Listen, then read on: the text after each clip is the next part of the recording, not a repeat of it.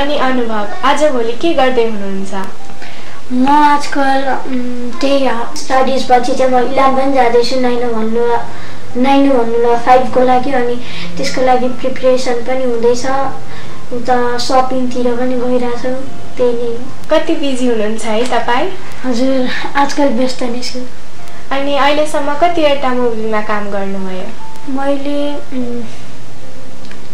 पहिला 10 अब 905 गरेर चाहिँ 12बाट हुन्छ। अनि तपाईँ कति वर्ष हुनुभयो? मैले 10। अनि तपाईँको नाम पनि अनुभव।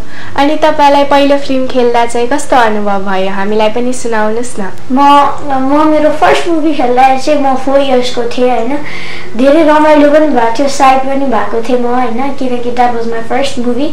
अनि त्यसपछि म चाहिँ त्यतिखेर मान्दिनँ थियो उता जान हैन। अनि त्यो बाबाले चाहिँ मलाई मामा घर जाने भनेर त्यहाँ लानुहुन्थ्यो। अनि त्यही पनि सेटमा चाहिँ धेरै रमाइलो हुन्थ्यो। अनि टिम मेम्बर्सहरूले पनि मलाई धेरै माया गर्नुहुन्थ्यो, धेरै सपोर्ट गर्नुहुन्थ्यो। त्यही भएर इट वाज फन।